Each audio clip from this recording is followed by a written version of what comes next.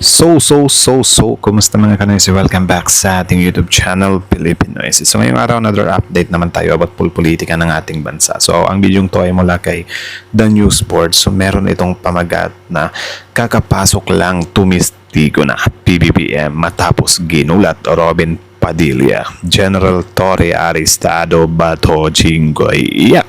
So, yan yung panonoorin natin. So, again, congratulations nga pala kay General Torre kasi na-promote na siya. So, iyak TDS na naman ito. So, bago natin simulan the news board, supportahan nyo yan. Tapos, syempre, kung trip nyo ng mga ganitong reaction video may kasama kayong manood, huwag nyo na rin kalimutang supportahan yung YouTube channel natin, Pilipinoysi. So mga kanoysi, hindi na natin ito patatagalin pa. Simulan na natin, baka agawin pa ng China. Ganang pamagat ng bidyong ito, kakapasok lang, tumistigo na PBBM matapos ginulat Robin Padilla, General Torre Aristado, Bato, Jinggoy. Iyak. So, The News Board, Pilipinoysi, like, comment, share, subscribe. Start.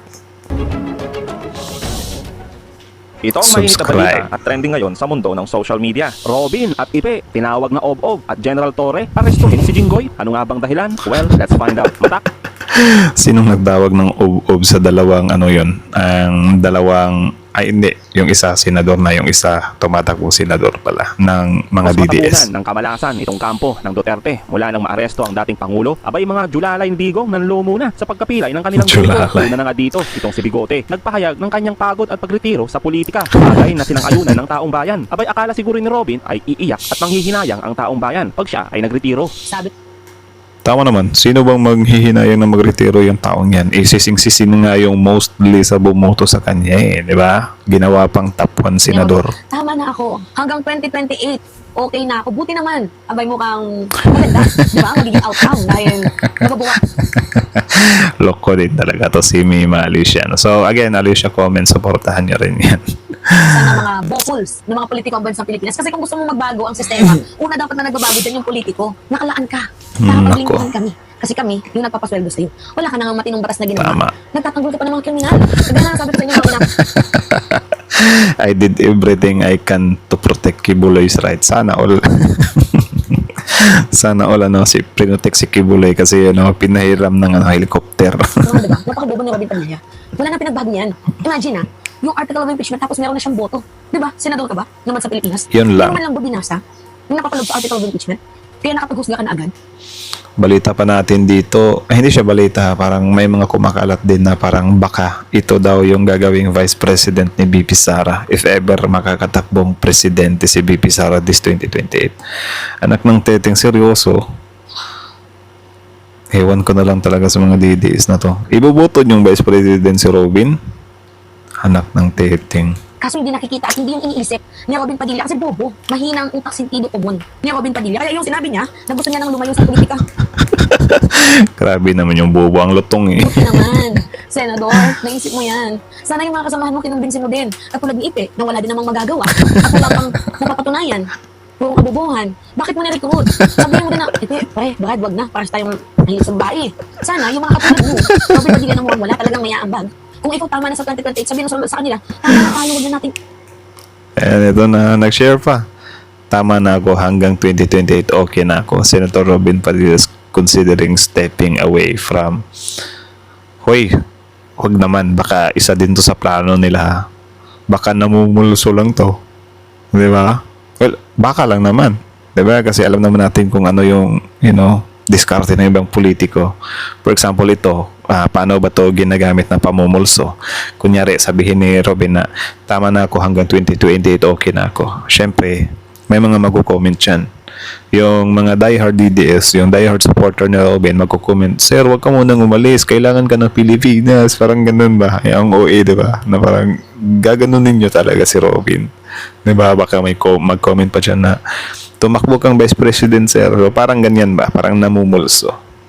Actually, lumang tugtugi na yan Pero ewan ko lang kung ganyan din yung gagawin ni Robin. Pero para sa atin, wala na. Hindi na i-pick yung mga ganyang pautot na kunyari, di ka natatakbo, di ba? Pero tatakbo pala. Si BP Sara, ginawa niya nga dati yan, di ba? Na parang tatakbo ba siya na na vice president. Tapos parang hindi na lang, parang ginaya niya yung style ng tatay niya na parang pinupulsuhan mo na yung taong bayan. 'Di ba? Na parang kunyari pipilitin sila ng taong bayan. I mean, ganun yung lumabas. Taong bayan yung pipilit na tumakbo sila. 'Di ba? i-pursue ko. Kasi Lumang style na yan. Dahil kung hindi nahuli itong si Digong, I think patuloy pa din yung imahinasyon ni Robin Padilla sa pagiging vice-presidente ng bansang Pilipinas. Oo, diba? Kasi sinusulsulan siya ng butik. Sabi ko na nga, Vice President. Possible din talaga natatakbo siya, men. Kasi, syempre, sino bang ipapartner nila kay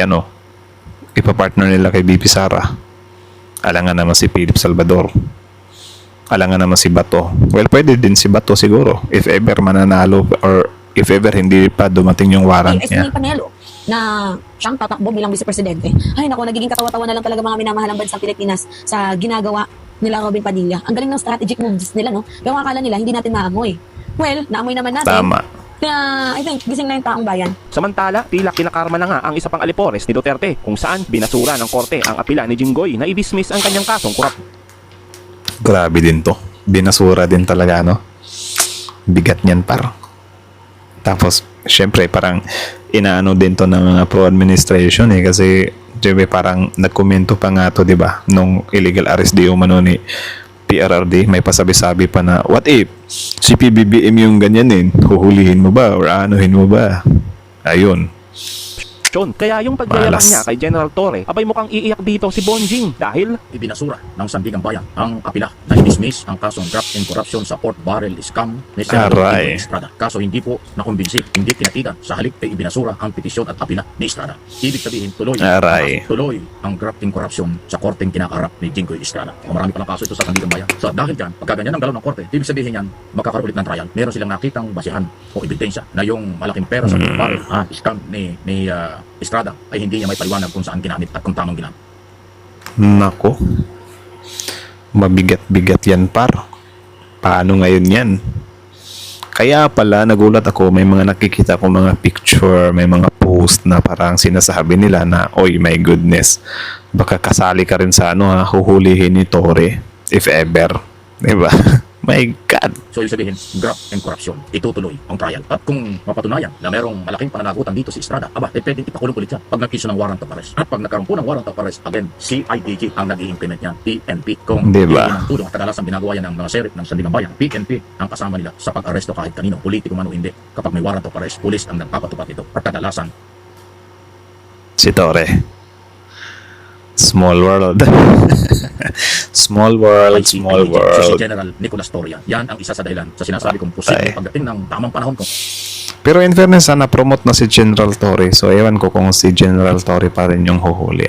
So, congrats nga pala, General Torre. Magkakaharap si Torre at saka si Jinggoy Estrada kapag merong warrant of arrest. Kung yung mga gunita, matagal lang sinabi, palit-ulit na sinasabi ni Torre, basta merong court order kahit sino, huhulihin niya. At kanyang napatunayan niya, hinuli si Tibuloy dahil sa court order, hinuli si Duterte dahil sa warrant of arrest, court order. Ito ba ya, Senador? Diba? Tapos, sobrang inis na inis sila. Ay, paano pa nga si Cayetano dito na huhulihin ba ni General Torre si General Torre? Nak ng teteng. No? Kailangan maging maingat ka, Jinggoy, sa mga style mo sa Senado, kasi dating mo sa Senado, aking personal na opinion, parang may galit ka parang nanggigigil ka dito sa mga opisyalis ng gobyerno sa pagkakahuli kay Duterte. Bakit? Duterte ka ba? Nagkataon na, Duterte ka ba? Bakit parang galit ka kay Torre? Paliw pa ulit-ulit ang paliwanag ni General Torre. Sumunod lang sila Yan sa lang. Interpol na may dalang warrant of arrest.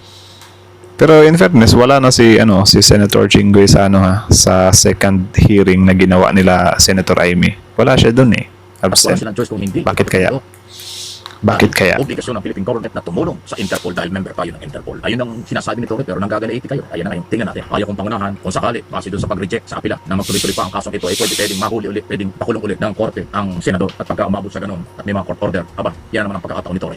General Torre Duterte, kung papahulihin Nako. isang senador, kayang-kayang gawin niya. Hindi pwedeng magtapos sa Nako. court order kahit senador. Kahit nga si Bato de la Rosa, pag lumabas ang warrant of arrest, huhulihin pa rin niya ng PNP. Alam ni Bato de la Rosa, alam ng mga senador na basta mayroong court order, hindi pwedeng taguan ng panghabang panahon ng senador. Mahuhuli at huhulihin kayo ng ating mga otoridad. Nationwide ang operation, kapangyarihan ni General Torre dahil Kita nyo yun? Nationwide. So, nakalista si Bato. Tapos, si Senator Jinggoy, medyo nanganganib siya. Si Bongo, I think, si Roque din. Marami-rami to. Tapos, yung mga vloggers ng mga DDS na hindi pumunta sa TRICOM ngayon, I think, sasapinahan na sila, di ba? Last Plus ano na nila yon, sila Banatbay. Dagdag pa si Banatbay. Si Boss Dada pumunta na Ang CIDG na kadalasan ay hindi lang investigation, kung hindi pa papatupad ng mga court order ay nationwide ang kanilang sakop. Hindi lang Metro Manila, hindi lang kung kayo lugar. Buong Pilipinas yan. Tapos yung pag-aresto kay Duterte, isa sa mga napakaingay na senador na kaagad pumapel. Binibira si Torre, binibira yung mga And it was courtesy din pala kay Mike Avia. Tapos ito naman kay Attorney mga Enzo. na-involved na opisyal ng gobyerno doon sa pag-aresto kay Duterte. Kasi yan, nagsasama-sama yan, nagsabay-sabay yan. Si Aimee, si Jinggoy, si Cayetano, si Bongo, si Bato. Ano ito? Isa ito sa mga talagang actually, mga pro-Duterte talaga ito. Estrada, si Jinggoy. Uy, Kaya lang, biglang lumabas mga kaboy. sino yung nasa slate ni PBBM ngayon? Sila Rebilla. Di sila sumasali dyan. Lumabas yung desisyon ng Sandigan Bayan. Ngayon mga kabunyog mga kababayan, lumabas yung desisyon ng Sandigan Bayan. Alias Mangyan, magandang araw. Lumabas yung desisyon ng Sandigan Bayan. Hinina yung motion ni Jinggoy. Ang gusto ni Jinggoy, ibasura yung kasong draft niya tungkol doon sa PDAP scam. Yung kinaiimbeltuhan niya na yung kay Napoles, na-acquit siya sa plunder. Pero yung PDAP, yung draft hindi. Pwede kasing ang kaso kasing plunder imo sa draft. Na-acquit siya sa plunder pero hindi ibig sabihin nun na libre na siya. Kasi may kaso pa siyang draft. May kaso siyang draft tungkol doon sa PDAP scam nila ni Napoles. Ngayon gusto niyang pa-dismiss. Pero hindi sumang-ayon, hindi kinatigan ng Sandigan Bayan. Sakit nun. Tsaka if ever tatakbong 2028, medyo malaking ano din yun. Kasiraan yun if ever. Latest na desisyon ng Sandigan Bayan, binismiss ang motion niya, dismiss ang motion. So tuloy ang kaso niya, in draft. 183 million yon. Kahit dun sa draft, 183 million. Ooh. 183 million. Parang ano yun dikit-dikit yun sa 125 million Kaya ang nangyari dito, tuloy ang kaso niya, dininay, rejected, dinismiss ng dininay ng motion ng Sandigan Bayan, ang motion niya na maibasura ang kaso niyang draft. So anong masasabi niyo dun par? About dun sa pagkakadeny ng ni Senator Jinggoy. Comment niyo sa baba. Pwedeng lumabas ang warrant of arrest niya dito. Patay si Jinggoy Estrada dito, mga kabunyog mga kababayan. Kaya matapos lumabas yun, parang nanahimik na si Jinggoy. Natamimi. Nitong pagdinig ng committee ni Lisa ni Aimee Marcos, itong pangalawang hearing, wala na. Hindi mo na maririnig na nag-iingay si Jinggoy. Natigil, natamimi. Nako. Nandun na lang. Siyempre may issue ka ba naman, 'di ba? Baka banatan ka after ng ng election. I mean, banat-banatan ka. For example, nakikiano ka na parang, oy, bakit illegal yung pagkakahuli kay FBRD? Tapos wala, puputaktihin ng comment yun na, oy, parang medyo yung mo yung sa graph mo 'di ba? Parang mauungkat siya or iingay siya. Kaya siguro yun yung ginawa niya. Or I don't know, hindi din natin alam kung ano yung pinaka reason niya talaga. Siya lang talaga makakasagot niya. Si Cayetano, si Bongo, si Bato, tapos si Aimee Marcos. Itong si Jinggoy, wala na, naimik na. Sabi dito, motion ni Senator Jinggoy One Estrada down. para ibasura ang draft cases laban sa kanya, di pinagbigyan ng Supreme Court. Supreme Court! Di pinagbigyan ng Supreme Court. Ayan, patay. Nako. Tuloy. Kaya ibig sabihin ito, pinapaalala lang naman kay Jinggoy, oy, Jinggoy, huwag kang masyadong maingay. Marami ka pang problemang kakaharapin. Hindi ka paligtas. Sabi ni Mariam Azela Ortales, yabang din kasi. Yan, Jinggoy, biglang natahimik. Ito nga. Nitong last na pagdinig ng komite ni Senador Jaime Marcos, nandun ba si Jinggoy nag-iingay? Wala, no? Wala. Si Bato na lang, si Bo. Abangan na lang natin next time, baka pumunta na. Diba? Pero kayo, do you think pupunta yan next hearing na naman? Or may next hearing ba sila Senator Jaime? Tagal matapos? Or maybe meron ba? Bongo sa kasi Cayetano. Yang kasi tama si William Malino. Ang kurap kasi, ang yabang pa. Kaya ito mga kabunyog, ano ang leksyon dito? Ang leksyon dito, itong mga senador na to, kapag pumapalag ito sa administrasyon at medyo kumakampi na sa kila Sara Duterte at kay Digong, papaalalahanan lang yan, may problema ka. Mayroon kang problema, ito, anong gusto mo? Nako. Ganyan lang yan. Ganyan din naman ng panahon ni Duterte, a dose of their own medicine. Ngayon, kakampi-kampi siya sa Tama kay Duterte. naman. Kaya nga, di din maiwasan siguro ng mga senador na parang kakabig or babalimbing sila. Kasi dahil dyan, sa mga issue na yan. So for example na lang, si Bong Revilla, kung wala siya sa admin, tapos sisingit siya sa mga ganitong usapin, baka pag-usapan na naman yung mga iinaano sa kanya, di ba? Kini-question niya yung pag-aresto ng ICC, pag-turnover sa ICC, ito yung pala, marami rin pala siyang problema pa. Nakala niya, tapos na yung problema niya. Kaya tuloy ang draft case niya. 183 million yun. Ibig sabihin yan, mataano rin siya. Kung makukonvict siya dyan, makukulong siya ng matagal dyan. Kaya bigla tumigil na si Jinggoy. Si Caldero ang susunod. Ito kasing masyadong maiingay na to. Itong masyadong maiingay na to sila Jinggoy. Maiingay. Ayan, pinaalalahanan. Lumabas yung desisyon ng Korte Suprema.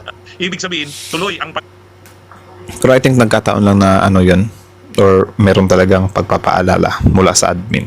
Do you think? Comment nyo nga sa Tinig baba. ng kaso niya, pwede siyang makonvict dyan. Pwede daw siyang ma-convict eh. So, abang-abang na lang tayo.